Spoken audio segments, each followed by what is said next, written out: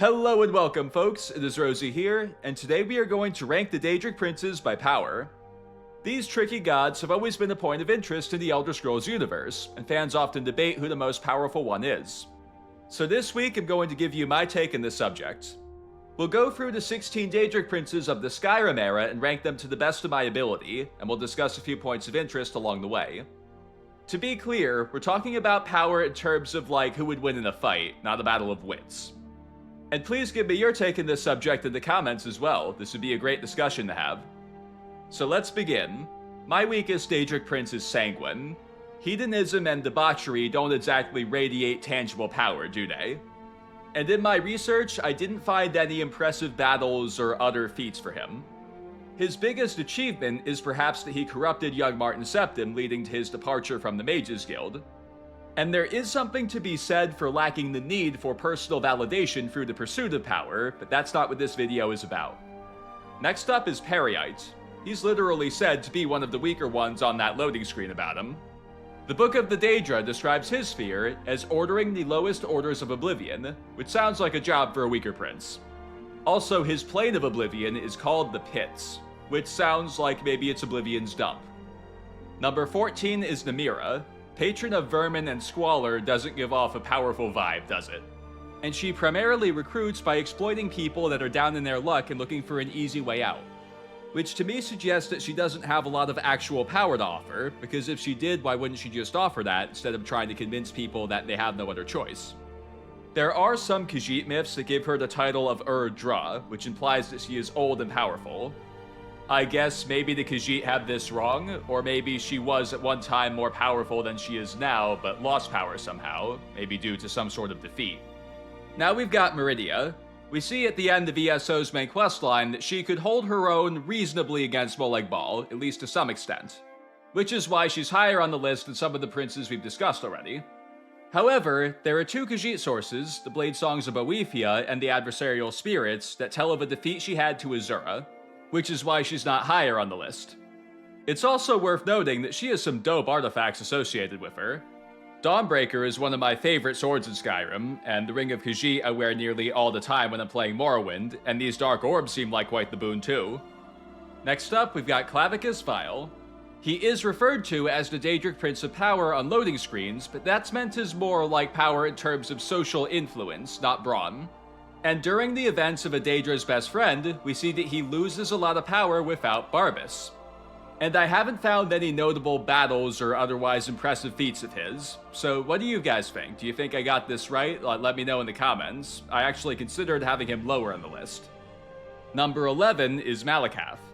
So he definitely used to be more powerful than he is now.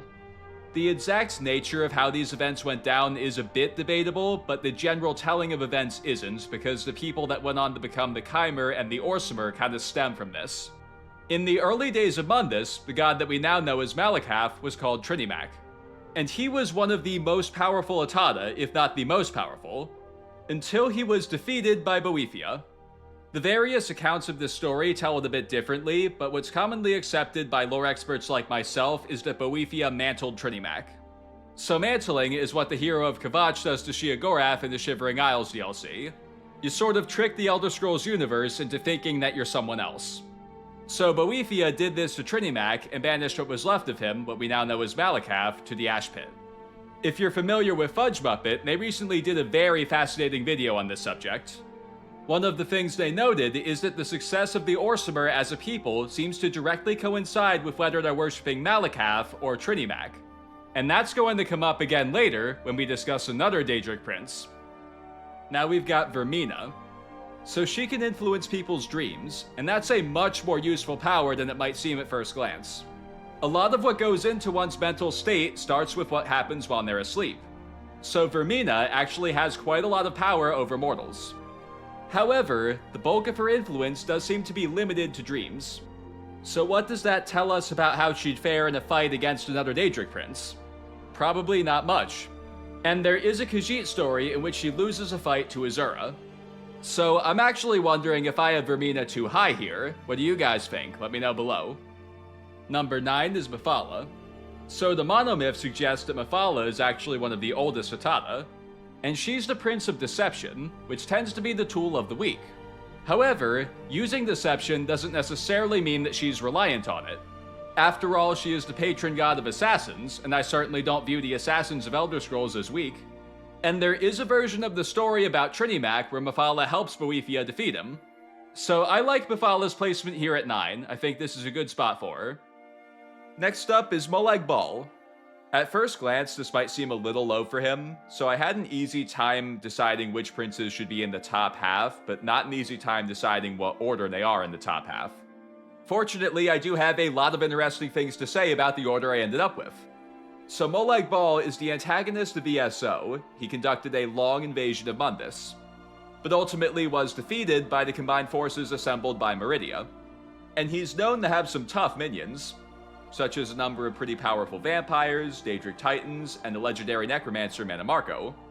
So why isn't he higher on the list? Well, that pertains to his long-standing rivalry with Mehrunes Dagon. The grudge between these two princes seems to stem from what took place in a realm called Lig. So there are conflicting stories about the specifics, but here's the general picture. Lig is like an adjacent universe to Mundus, and it was once ruled by Molag Bal, until the spirit that went on to become Mehrunes Dagon went exploring in Lig. At first he was defeated and imprisoned by Molag Bal. However, with some help from the Mag Nagi, the spirit became more powerful and effectively became the Mehrunes Dagon that we know from the games. This is because they had a common goal, defeating Molag Bal and destroying Lig. And based on the sources, that seems to be what happened. So we have good reason to believe that Molag Bal was defeated by Dagon, and we also know that a weaker prince, Meridia, could at least hold her own against him. So I think this spot is about right. So who's number 7? It is I, for I am Hermaeus Mora, Daedric Prince of Knowledge and Fate. Being the god of fate does seem to entail power, but does he actually control it? So the best answer I have comes from an unofficial Kirkbride source called Imperial Census of Daedra Lords, and it seems to suggest that he does have a lot of influence over fate.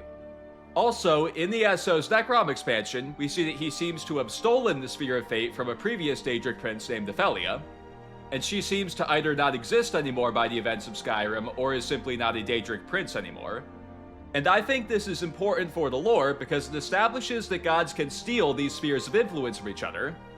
So assuming that lore experts understand this right, that Hermaeus Mora did indeed steal the Sphere of Fate from Mephala, I think that means he must be pretty powerful. And now it's time for our favorite Uncle Sheo. I have seen lists where he's the most powerful Daedric prince, but I think that's just favoritism for the character. But I do absolutely think that Sheogorath is very powerful. His influence on mortals may be the best out of all the princes. I mean, he tricked Shalador himself into giving up Ivaea. Also, for those who don't know, the Sheogorath that we encounter in Skyrim is actually the player character from Oblivion, the hero of Kvatch. Like I talked about earlier, the whole premise of the Shivering Isles DLC is that you're mantling Sheogorath. And by doing that, we end up freeing the Daedric prince Jiggalag, who the other princes turned into Sheogorath because they feared his power. So if the current Sheogorath, as of Skyrim, is powerful enough that they defeated this Jiggalag character and became New Sheogorath, then New Sheogorath must be pretty powerful, huh? So when I was recording this section, I recalled that a while back I got a comment where someone made a very important observation about Sheo. So I looked to see if I could find it, and sure enough I did. So IzzyBird3759, very good observation here. When I reply with this pair of eyes emoji, what I'm saying there is, this person is onto something, or at least I think they are. So what IzzyBird pointed out is that Sheogorath has an association with lightning, but lightning is said to belong to Kine. So this observation raises a question: does Sheogorath somehow infringe on Kine's territory? So here's the hint on this subject I'll extend for now. There's a theory from another YouTuber you can combine this with to connect more dots. It's someone I think you'd know, someone I talk about sometimes. And off the top of my head, I can recall that there's one book that can help you here too. So let's have some fun here. If there's anyone that thinks they have the connection between Sheogorath and Kine figured out, please explain in the comments. Moving on, number 5 is Azura. As we've already seen throughout the video, Azura actually has a number of documented victories over other Daedric princes. One story that we haven't discussed yet is in the adversarial spirits, who's actually said to have defeated Molag Bal, and he's number 8, so that's pretty boss. She also has a pretty widespread cultural influence, from the Khmer Dunmer to the Khajiit and the Iliac Bay region. And she turned all of the Khmer into the Dunmer, so that means she has a lot of direct influence over Mundus. So I think she's more than worthy of number 5. Now we've got Lord Hircine. Some of you already know that I have some very fascinating theories about Hircine, mainly pertaining to his origin, and I believe that he is one of the most powerful Daedric Princes. We actually had the chance to fight him back in the Blood Moon DLC. However, he scaled himself to face us. He didn't face us with his full power. There are some fans who interpret Hircine's acts of making fights involving himself fair as him having this intrinsic desire for fairness, but I think that's missing the point a little bit. You know how in sports it's more fun to watch two good teams play each other than it is to watch a good team dominate a bad team? Well, I think that's the vision behind Hircine doing this. The idea is that it's more fun for him when it is fair, not when he's so much more powerful than the opponent that he just wins with power and not skill. But we still have the question of how powerful is he at his full strength? Well, based on all my various theories about this character, I'm comfortable putting him at 4. Next is the Grand Mistress of Shadows, Nocturnal. So she's often given the title of Urdra, and no one's sure of the exact definition of that, but it seems to mean that she's very old and very powerful. And Lilitha from ESO, who I consider to be a pretty good source, believes that Nocturnal is the oldest and most powerful Daedric Prince. I think she very well might be right about the former, but I disagree with her on the latter. In my recent investigation into Wismothers, I suggested that she may actually be the character Nier from the Anuad, because that would fit with a number of things about her, like this idea that she might be the oldest Daedric Prince, and also how she's always depicted in the games. And another reason why I think she is one of the most powerful Daedra is the Skeleton Key. This thing can bend the laws of nature. This might be the most powerful Daedric artifact. So that's why Nocturnal is so high on the list, and this is definitely a character I hope to learn more about in the future. So who's in second place? It's none other than Boethiah. Having this one up so high might be the biggest surprise of the video, so let me explain. Remember earlier when I told you the story of how Boethiah mantled Trinimac? Well, he was one of the most powerful Atada, so now Boethiah theoretically has that power. I'm so glad I finally get to talk about this, because I think there's something big here that a lot of people just overlook. When the hero of Kvatch mantled Sheogorath, they became him. They are literally Sheogorath. So theoretically, assuming that a bunch of lore experts, including myself, understand this right, Boethiah is Trinimac. And that adds a very interesting layer to Fudge Muppet's observations about the history of the orcs. To reiterate, what they noticed is that when the orcs are worshipping Malacath, they seem to be unlucky, while when they go back to worshipping Trinimac, despite what they understood as Trinimac no longer existing, they seem to prosper. And I believe that's because, by worshipping Trinimac, they're inadvertently worshipping Boethiah. After all, the orcs are a people that take their combat prowess very seriously. And something that often goes hand in hand in that is respecting the result of duels. For example, we see this with the Nords. Ulfric beat Torig, and that's how it is, and that's the result that a lot of traditional Nords respect. So maybe the idea here is that by worshipping Malacath, they're refusing to accept the result of the duel, and by worshipping Trinimac, even though they don't realize it, they are. Because whether the orcs like it or not, Boethiah now is their legitimate patron god. And I suppose Boethiah is willing to settle for being worshipped as Trinimac, because Boethiah is Trinimac. It's also worth noting that Boethiah is often called the Prince of Deceit. So maybe the orcs not realizing who they're actually worshipping is fun to Boethiah. So that's why I have this often overlooked Daedric Prince ranked second. So who is the most powerful Daedric Prince? Well, I believe it's Mehrunes Dagon. I presented my theory for Dagon's origin last week. In case you're not up to speed, here's a general crash course of the story. What we now know is Dagon started out as a pre-convention Atada, and he ventured to a realm called Lig, and that was once ruled by Molag Bal. Then Molag Bal noticed that there was an intruder in his realm, so he defeated and captured Dagon. Then convention occurred, and the god Lorkham was shattered into fragments. Then Molag Bal's now ex-wife, who seems to have started out as a Magna Gi and somehow became an unwilling servant to him, saw an opportunity to overthrow him. She went and found one of these fragments of Lorkhan and brought it to Dagon in his prison so that he could merge with it. Then with this newly acquired power, Dagon defeated Molag Bal and destroyed the realm of Lig. So that's my theory on the subject. If you have something that you like better, then feel free to comment with it.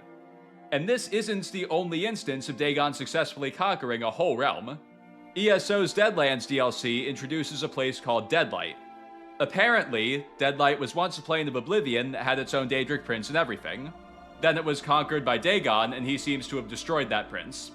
Though he's also of course had some failed invasions, most notably the Oblivion Crisis. And way back in Battlespire, he attempted to invade a few realms.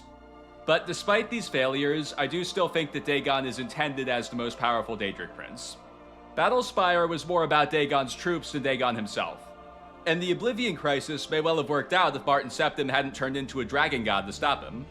There was also a time back in the First Era where he sacked Mournhold, but it took the combined forces of Almalexia and Sophisil to defeat him. So it took 2 Almcivi to defeat Dagon. That, along with everything else we've discussed, has me convinced that Mehrunes Dagon is in fact the most powerful Daedric prince. And with that, it's time to conclude. Thank you all so much for watching. Please leave a like if you enjoyed this video, and subscribe if you want to see more content like this. I'm currently hard at work on a very detailed investigation into Shalador, so be sure to subscribe if you want to be notified when that comes out. In the meantime, be sure to check out the rest of my channel. I've got plenty of big lore investigations, some lists, if you're a more casual person, and I've got some other platforms too if you take an interest in those. Thanks again everyone, and I will see you next time.